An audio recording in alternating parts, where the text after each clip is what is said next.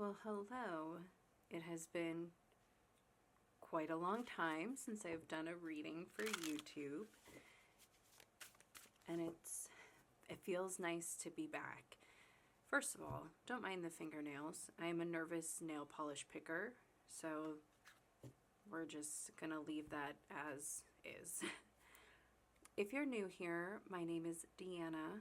I have been reading tarot for over 2 decades now. I'm normally on TikTok, and you can find my account over there. The username is Magdalene Divine or Magdalene.divine. I'll have everything linked in the bio. I do offer private readings, and then I do offer readings on TikTok as well. My most expensive reading is $22 for a full reading. I can do a video about myself at a later date, but just to keep information concise, if you are new here, that's pretty much what I offer at this time. So today, I felt compelled to do a reading about the Mercury Retrograde. It has been very heavy for myself, and I know for a lot of people, and it has been a very interesting time on TikTok if you are within or familiar with the witch talk community or the tarot community in general on TikTok. A lot of interesting circumstances have been illuminated. Intentions have been brought to the surface. Secrets have been revealed. And that's very typical with Mercury retrograde. Now, for myself, it has been a period of being misunderstood, where I'm noticing with conversations with other people, they are easily confused by what I'm saying. And I can't simplify my words much more. And for me, it's getting to the point where I'm like, is everybody stupid? Am I a genius? Or am I confusing and I'm the problem? But I notice that this happens a lot around Mercury retrograde for myself. Now, outside of that, I'm normally not someone who fits in with the crowd. I'm pretty eccentric and like the black sheep. So I'm used to that. It's just that it's been a lot heavier and a lot more intolerable, this Mercury retrograde. So I want to see what's going on with the collective energy for everybody. Or not everybody, I'm going to say the majority. I'm actually impartial to collective readings myself, ironically, just because they don't always resonate. And I'm not someone who is a take what resonates, leave what doesn't. If the whole message doesn't resonate, then it's not for you, okay? So we're going to ask Spirit about the majority collective energy. And I do have a few questions mapped out. So the first question is, what energy were we met with in this retrograde? This is the Sacred Symbols Oracle deck by Marcella, I believe her name is. Again, I will have everything linked down below. What was the energy? Interesting. Psychic energy. Interesting, but not all that much of a surprise, because this Mercury retrograde is in Cancer.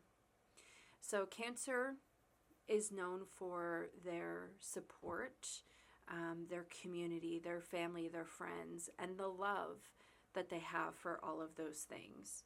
So there's also this impact of Mercury retrograde on our intuition pertaining to community, pertaining to friends, family, love, the intentions of those situations, of those dynamics.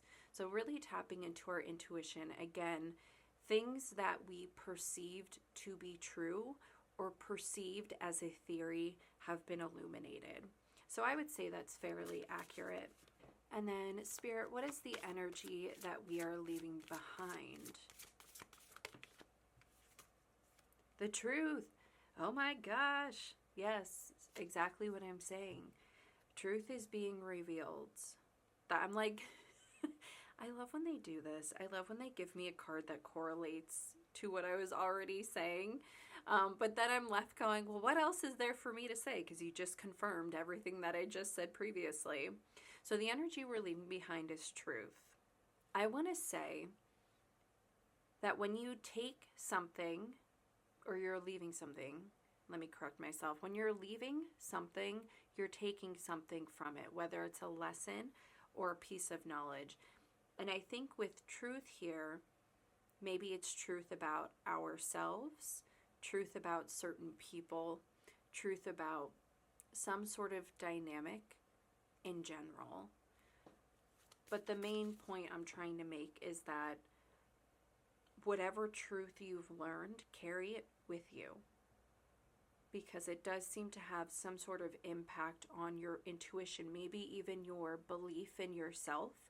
If you were heavily trusting of your intuition and your discernment this past retrograde, the truth that you were feeling and that you were seeing, I think that it is important that it emphasizes your confidence and your ability to believe in yourself.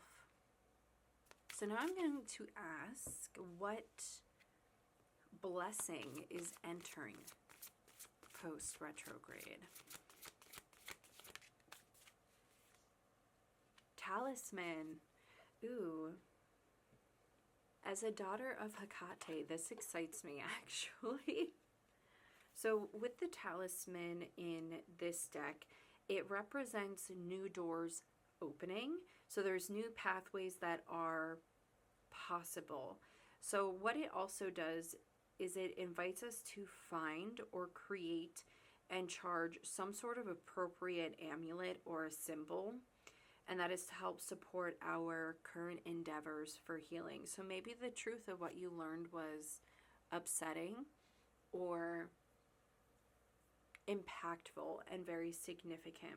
But I also look at this, if there is a key that is being presented to us as a blessing, then it leads to an opportunity. That door that this key unlocks is an opportunity. And next phase, maybe something unexpected, something undiscovered, or something that we didn't think that we would ever traverse in terms of that path and that journey and that choice to walk through that door. So I'm going to put the oracle back. We're going to whip out some tarot and get more detailed answers. So here we have the Midnight Tarot, my tried and true. You can see it is beat to hell, and I've used it so much that if you're familiar with tarot, the more you use your cards and the more beat up they get, your deck almost doubles in size. I think I have one right here to compare it to. So you can see you can see the difference. Same amount of cards, similar card stock. I love this. I'm more partial to black and white tarot deck. When I first started reading tarot, I was more drawn to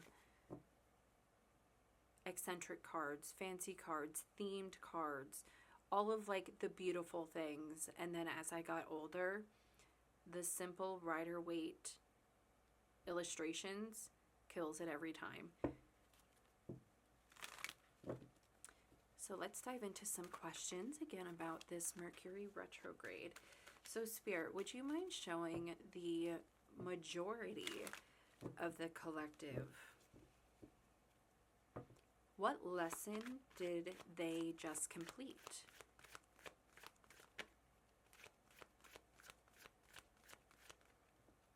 Ooh, yeah, there's completion here.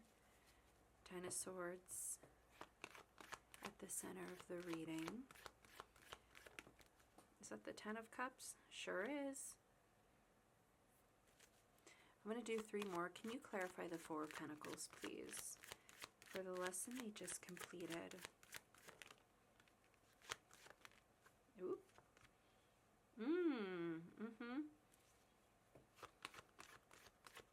clarify the Ten of Cups?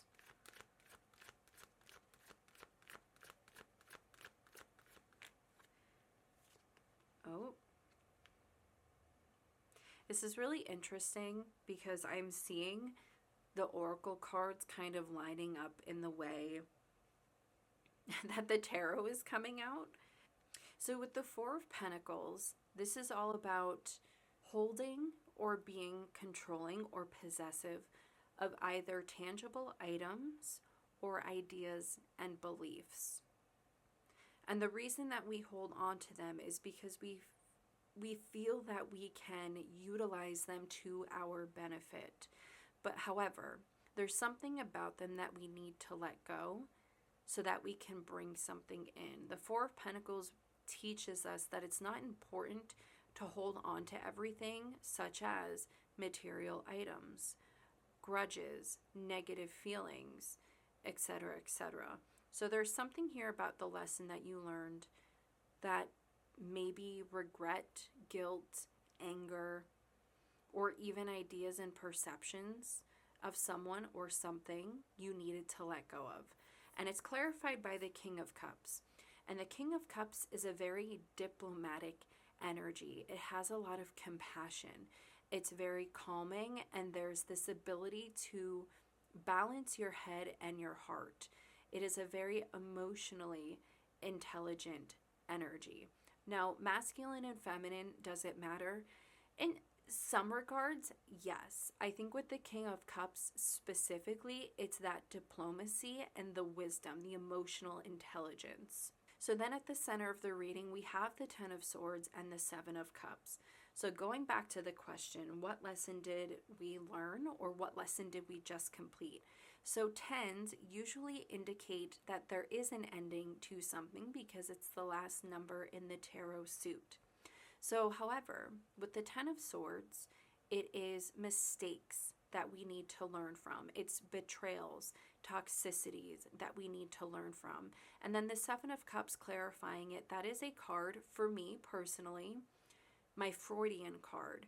It's us assessing our wants versus our needs and our desires. So there's a little bit of egoism kind of popping through with that, or I should say the more negative aspects of our ego, because you're trying to discern what it is that you need and what you want.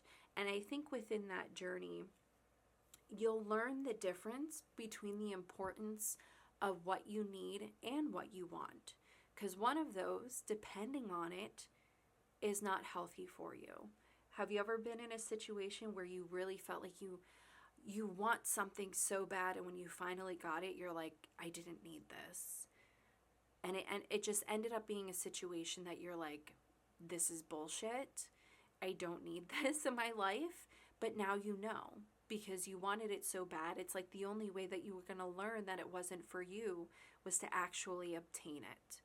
So I think part of the lesson here is utilizing your discernment to analyze if something is good for you, and not just holding on to it because you want it so bad and trying to make it work because you want it so bad.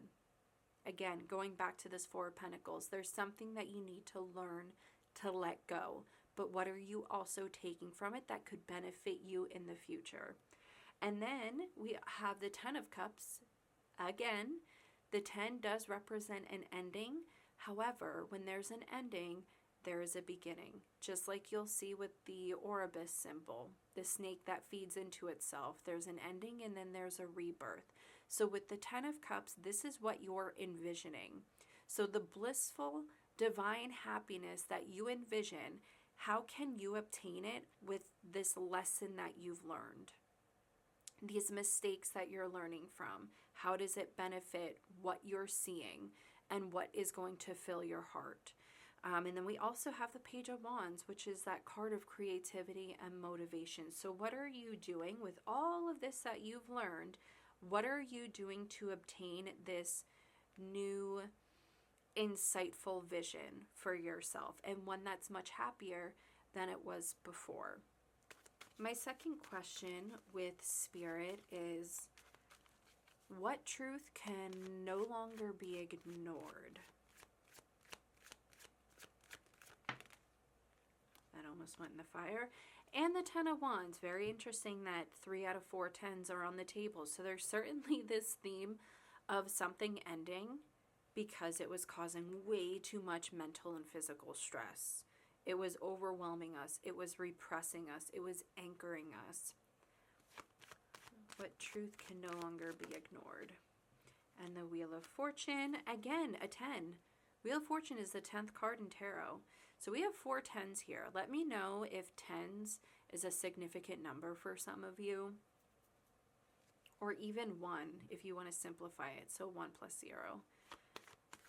What truth can no longer be ignored? I swear if I get the 10 of Pentacles, I'm going to turn the video off. Close. 7 of Pentacles. So your patience and your investment. Again, what is worth your energy? Because what you feed into the universe, it's going to give back to you. Here's the universe, the Wheel of Fortune. It is a cog. So you are part of this machine, right? The cosmic divine. What you're putting into it, in terms of what you're trying to manifest, it's going to ultimately give that to you. So what you're investing in, what you're meddling in, what you're pondering over, what you're yearning for, is it worth the investment? So I'm going to say the truth that you can't ignore here is you know that something needs to end because it's not worth your time. It's not worth your blood, sweat, and tears. So why do you keep trying to make it work when really you just need to let it go? Take the lesson, take the L, as the kids say, and move on. So now I want to see what unexpected opportunity. Remember the Talisman Oracle card from before. What unexpected opportunity is approaching the collective after the retrograde? And what did I say? If the 10 of Pentacles comes out, I'm turning the camera off, no. But really, I'm like patting myself on the back because I knew it was going to come out since all the other 10s came out. So again, there is a massive theme here of something ending so that something prosperous and divine and blissful can happen. Remember sorry about that, we are back in business. My memory card went full. I know I was on a tangent about energy and the scientific framework of energy.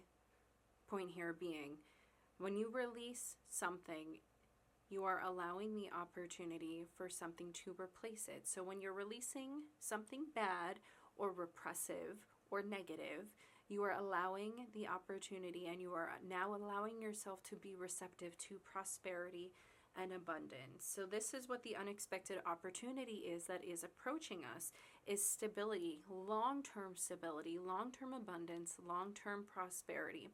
Now, if you want to look at this from the context of love, if that's like your issue right now, this is marriage. This is long-term relationship. It is a relationship that is not lacking in provisions.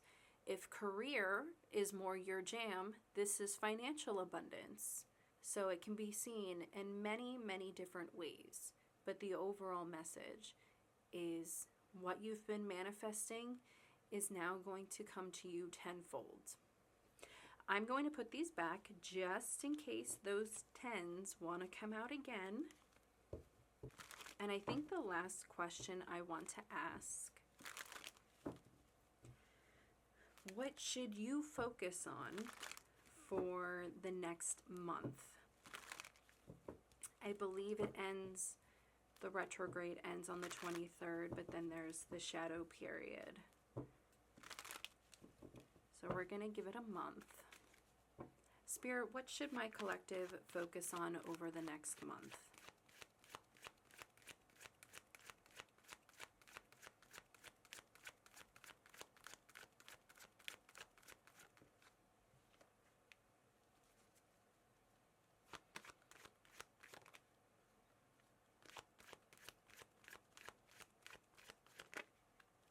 Aha.